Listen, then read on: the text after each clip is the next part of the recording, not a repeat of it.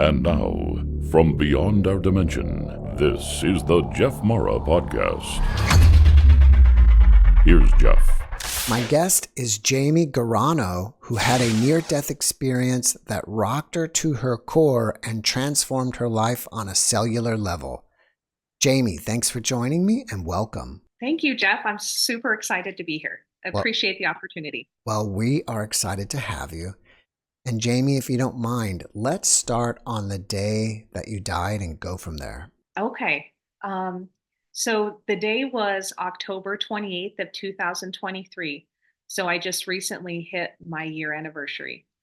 It was a rainy day. I woke up at 3 o'clock that morning. I was going to travel over a large mountain range that we have. I live in Colorado, so there's lots of mountains. And I was going to see my youngest daughter play in a volleyball tournament. So at 3:30, I wake up. It's raining cats and dogs in Montrose, Colorado. And as I head towards the mountains, gaining an elevation, it starts to snow. And I kind of felt, you get that in your stomach. We all do that intuitive feeling. And I thought, I should probably turn around. And now looking back at it, but at that time, my ego took over and said, no, you're going to this game. You told her you would be there. You're going to be fine. Keep driving. Ignore the message. Ignore the message. So it took me approximately 2.5 hours to get to a destination. It usually takes an hour. Again, ignoring the message. The snow's coming down extremely heavy. It's still pitch black. It's 5 o'clock in the morning now. And I'm driving in my mom's fairly new vehicle. She had an all-wheel drive, and we just thought that would be the safest thing for me to take. And so that also made me feel a little more comfortable.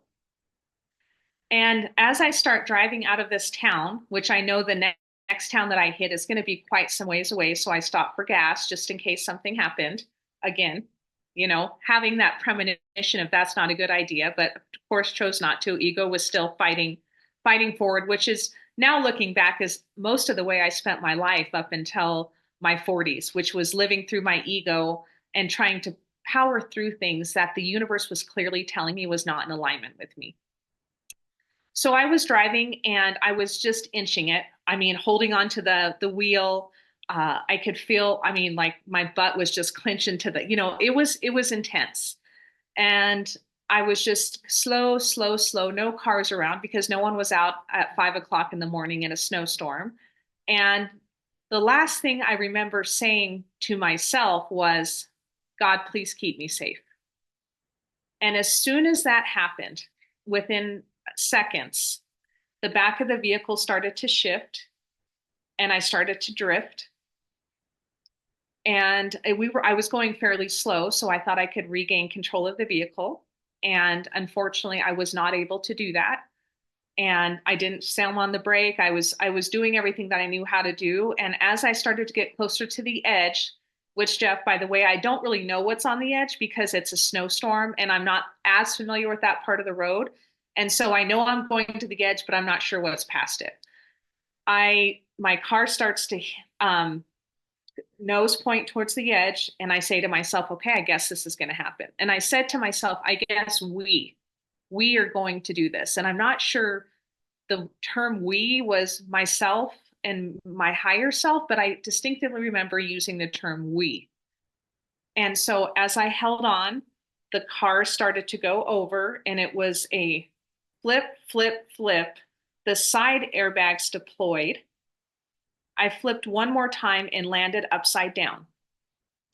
And I thought, phew, I was just feeling myself. And I'm like, okay, cool. I'm okay. And I went to unlock my safety belt. I was upside down completely. Now I'm on the hood and water starts rushing in.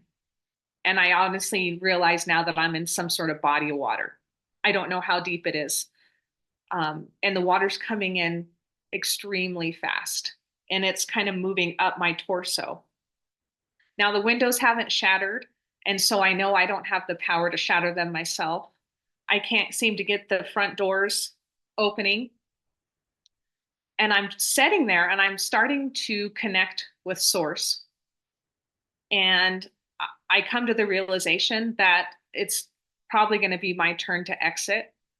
And so I connect with source as the water's inching up my torso. And I say to God, I said, when I exit, is this going to be painful?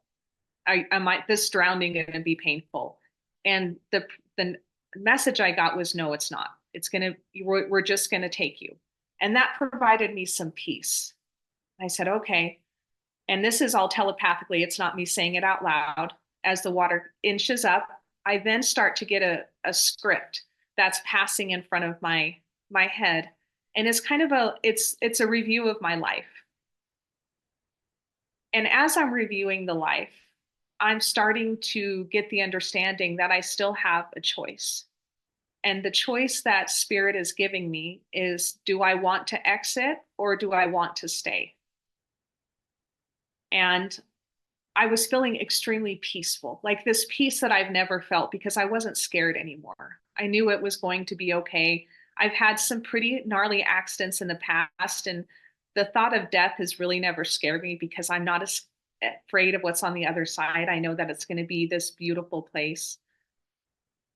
And what came to mind was my two children who were, one was in college and one was a senior in high school.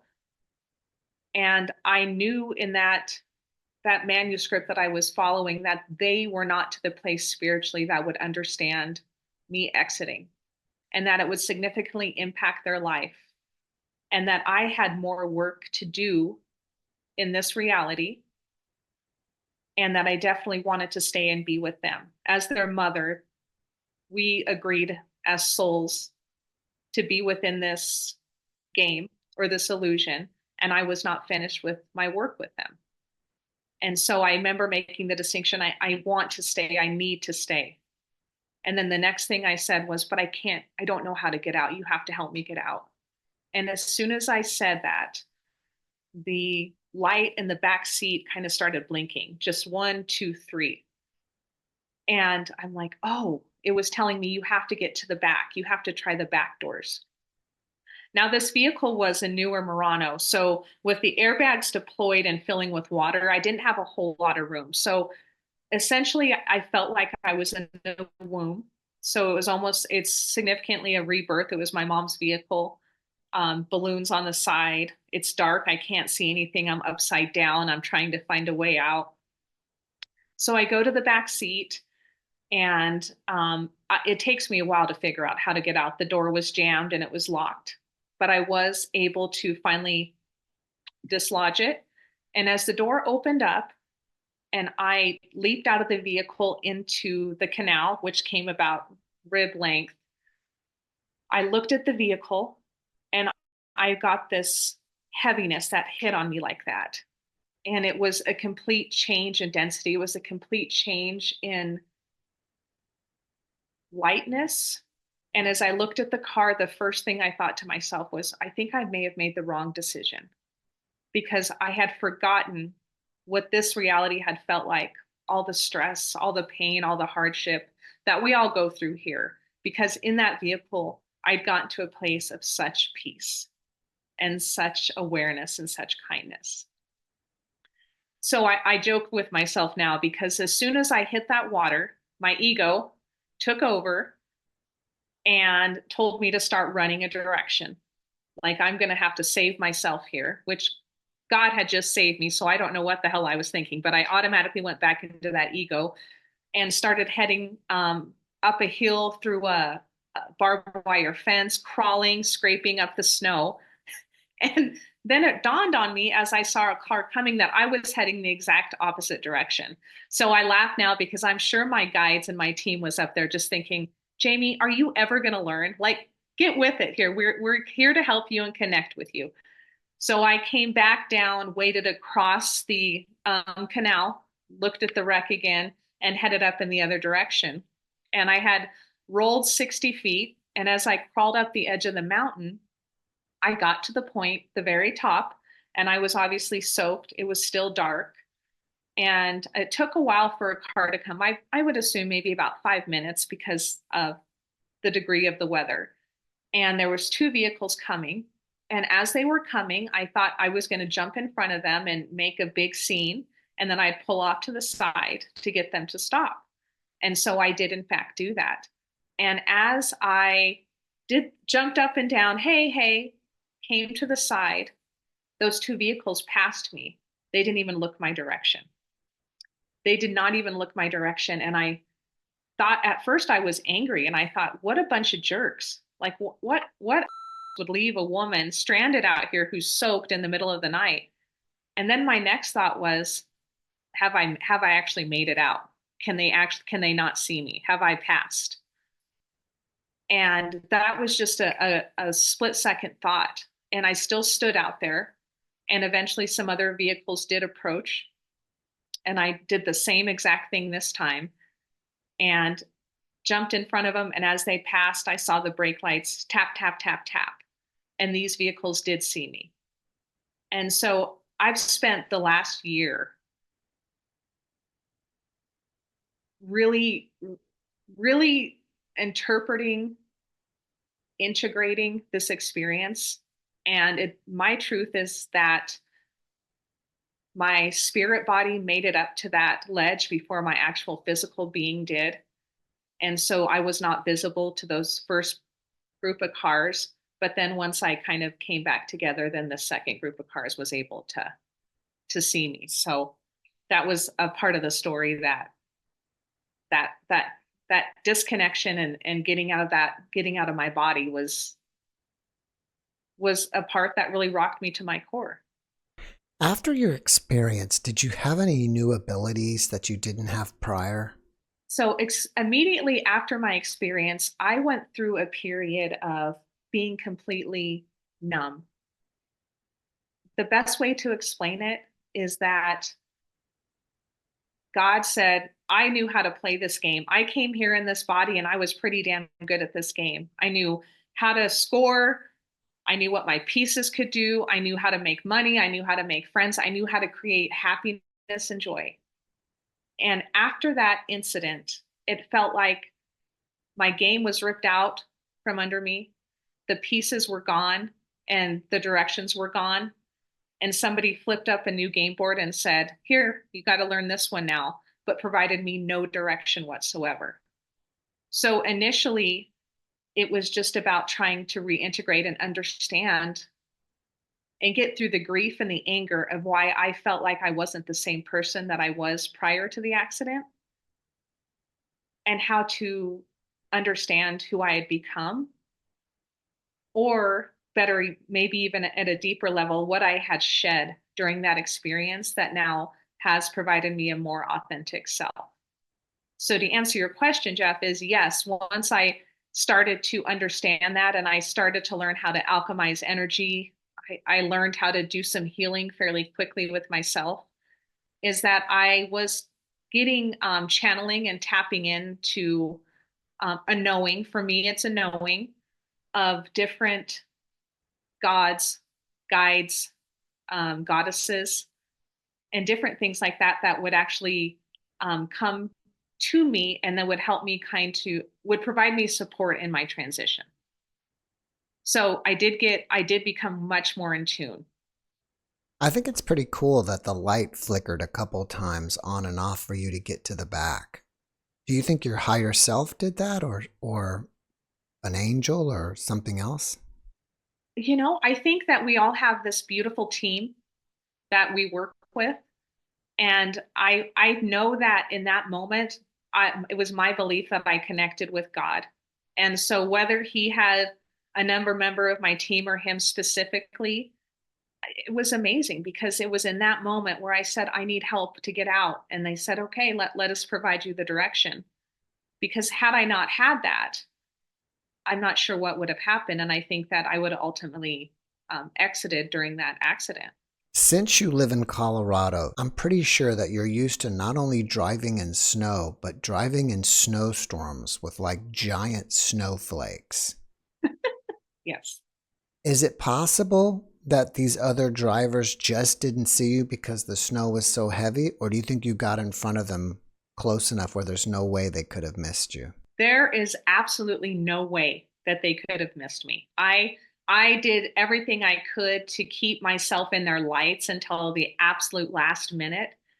And there's absolutely no way that they could have missed me. At first, I thought they were being rude, but looking back and knowing what I know now after taking a look at my experience, there's absolutely no way that they could have not seen me, especially since I did the exact same thing for the other vehicles that approached, and all of them turned, and I saw the brake lights immediately start to tap, tap, tap. How has this experience changed you on a cellular level?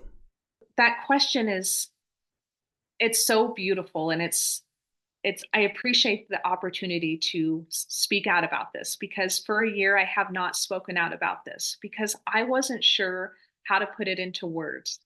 And I knew this experience had created such a dynamic in my life that I needed to give it maximum energy. And in order to do that, I had to figure out how to acclimate everything together. So the experience shed me of ego, not all ego, because we all still have ego, but of ego. It had made me surrender to something that's higher than myself. It caused me to live at a different level. My relationships changed. My job has changed. Things about me that I thought that I really had a lot of understanding and I was really good at has completely shifted. This year has been the most challenging and painful year of my life, trying to reintegrate and understand and go through the grief and beat myself up because I didn't understand while the stuff that I did prior was providing this type of result would no longer do that. And it didn't make sense to me. I had to go through a point where I thought I was being punished. There was a karmic debt that I had to pay. You just reach for everything because when you snap your fingers and the things that you were doing the day prior created a result, and that result is no longer created, it's you start to question why that is. And a lot of times, instead of surrendering and saying, teach me, show me what I need to know now, the ego takes over and we start to blame ourselves for something that we're not doing right or that we didn't do right in the past that's causing us to have to live out some sort of karmic debt that we didn't know that we had. And I did think that for a long time.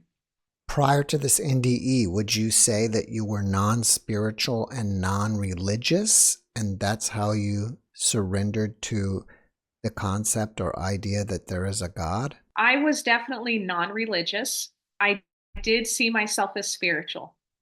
My spirituality was something that I wasn't sure how to navigate because I didn't understand that it could be my own relationship with God. It's my relationship, it's nobody else's. And I didn't know that. And so I was very careful. I want to always live in integrity.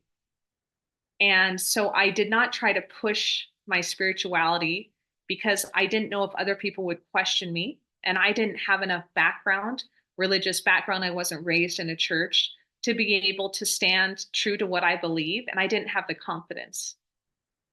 So through this experience, I've built this foundation that was once cracked, this new foundation that has allowed me to have this connection with a God that I am 100% confident in. And I know that this connection is about me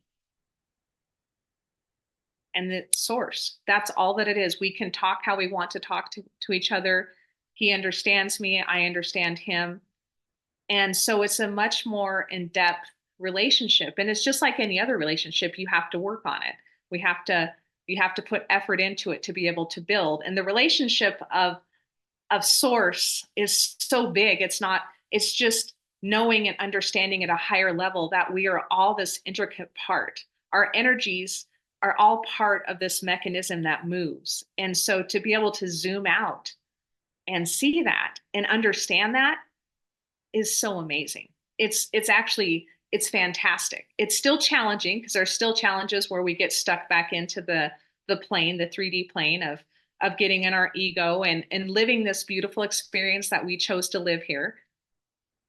But just that understanding that we're here for a higher purpose, and now I know for sure that I'm here for a higher purpose, has completely shifted my life. Can you talk a little more about how your relationships have changed? Absolutely. So prior to the accident and growing up, as a lot of people do, and I can speak specifically to women because I think women have a very unique role, is that I would base my self-validation on my relationships. I wanted people to like me. I wanted people to think I was a good person, a good worker, a good mother, a good friend.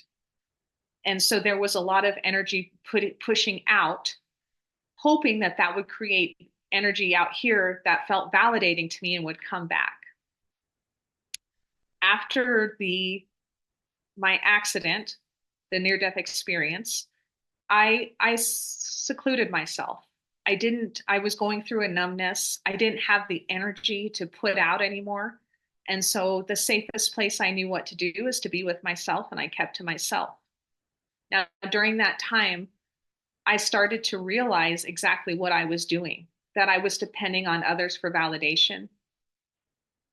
And I knew that that's not what source meant us to do. That's not in the greater good of anybody. And so the relationship started to shift when I looked at myself for my own validation. I didn't need as much connection. I became my own best friend. I was working on my relationship with my inner self about the way that I talked to myself, the healing that I needed to do. And so it became a very intimate relationship with myself. And because all that time was in here, some of the relationships that I noticed I provided a lot of energy to, and the return wasn't exactly what I wanted it to be, I no longer put that energy in. I let things go. And because I let things go, those relationships shifted and they fell away. So the energy wasn't matching anymore. Has the memory of the experience faded over time? I don't think it has. It's providing new insights. The more I talk about it, sometimes I'll get new downloads. That that experience was so, at the time, overwhelming that it's taken me a long time to process each little bit, to ask, to connect with myself, to ask about what was going on there, what was happening there, to grow and to learn, because I truly believe that every experience that we have, good, bad, and different, is an opportunity for us to grow and learn.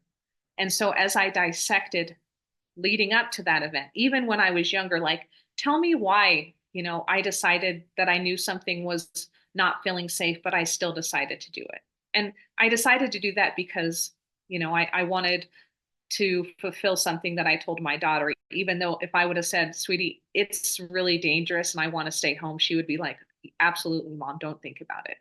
So I have to know, and I have to take acknowledgement for my own ego, that I put myself in a position, even though it was an accident, that created an unsafe situation. And that because of that, I was provided an opportunity for growth. And now I'm just trying to grow and learn with every opportunity that I get.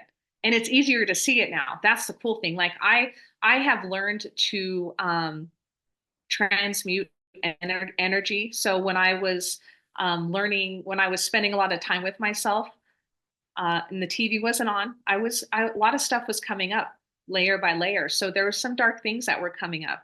So I learned to listen to what the dark feeling was, attach it to the belief that went with that feeling, understand where that belief came from, and then release the belief and change it to a new belief because I no longer wanted to subscribe to that. And so I was healing myself a little at a time, a little bit at a time. And as I started doing that, that's when I started having more connection with source, started having more information coming in, synchronicities, really fun things happening. That's when the magic really started to happen. Do you fear death? Absolutely not. There, to be absolutely honest with you, Jeff, there were some times that were so dark for me this last year that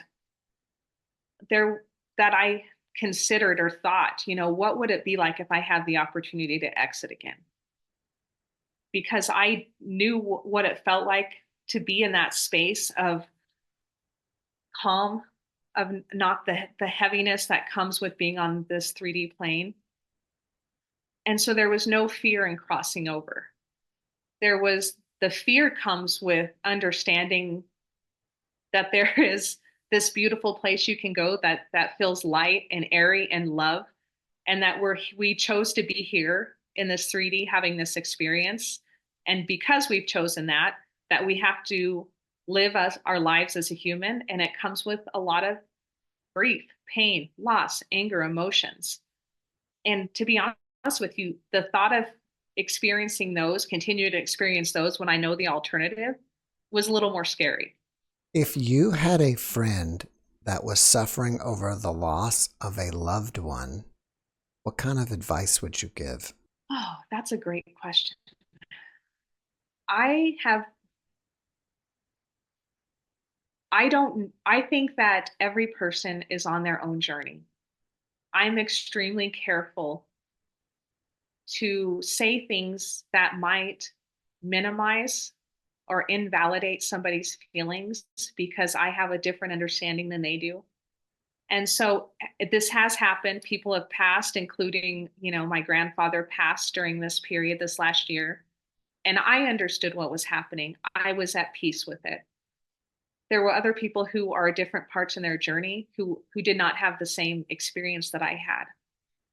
And I know in my own right that the way that I grew is by learning and being open to things. However, I just provide love and support, unconditional space for somebody.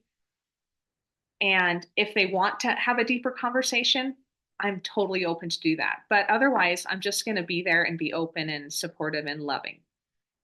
Provide them what they need. In your work, you help people release their limiting beliefs and or stories. Is there a list of common limiting beliefs and stories that people have? Oh my gosh. This is what, it's been funny about this, my experience here, is that I know that God's like, here's how you're going to help others, Jamie. We're going to put you through experiences. You're going to learn. You will learn at a cellular level how to do these, and then you teach others.